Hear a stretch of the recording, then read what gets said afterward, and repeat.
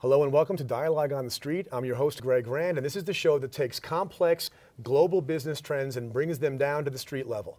I'm very excited to be here today with our guest in the studio because if you're a fan of this show, you know it's all about real estate and entrepreneurship. And we happen to have with us today the United States' leading real estate entrepreneur, the co-founder and chairman of RE/MAX, Mr. Dave Liniger. Dave, pleasure to have you. Oh, good morning. Thank you. Good morning. Thanks for being here. So, the audience of this show is mainland China and Hong Kong, and so it's relevant to talk about the expansion of RE/MAX. You have a major presence in the international market. You're making your way to Southeast Asia. Tell us about what your plans are for the Chinese market. Well, actually, we've been in the Chinese market now for 6 years. We did 3 or 4 exploratory trips and had some very fabulous contacts that really wanted to help us. We met a lot of the government officials, toured the country, and did a lot of seminars and training and whatever. We just have not found the right joint venture partner that would be a Chinese national to be our partner. Okay. We have looked very, very diligently and got close once, and it just did not work out.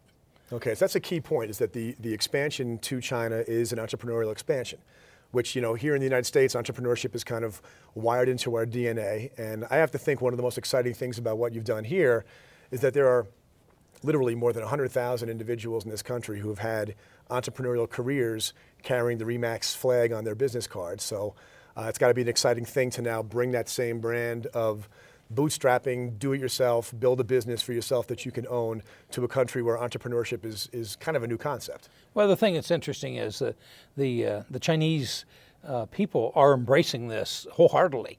Good. And when you look at the demographics and you look at the future of that country, it's an unbelievable opportunity. Every country goes through boom and bust cycles, and it's just true with real estate in any country. And the adjustments come and go. But the truth of the matter is unbelievable population base, unbelievable education factor, long term. It is the country that we should be in. So you see the drive in the people that you're meeting down there that want to build businesses, own property, all those things fit. Culturally, it's a fit for what RE/MAX is doing? And the younger, the better. Okay. As you know, the Chinese are taught English almost universally throughout the country. Right. And on your trips, if you go over, you meet the 20, 25, 30-year-olds, and they all want to talk in English. If you look at the 45, 50, and 60s, they didn't have that advantage. They haven't tried to make the change. And so people are fascinated with anything that has to do with America. Interesting.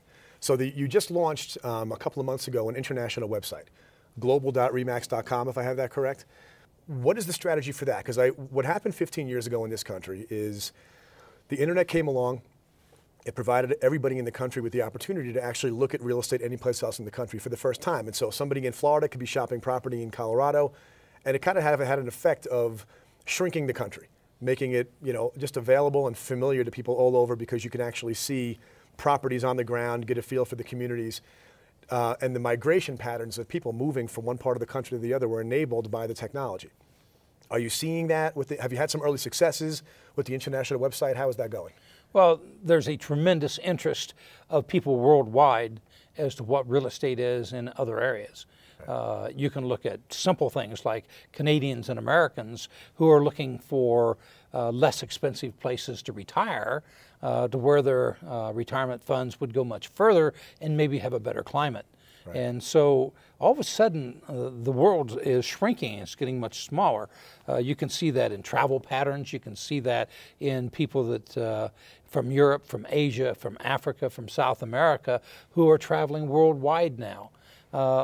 The thing that's interesting is America right now is a bargain country.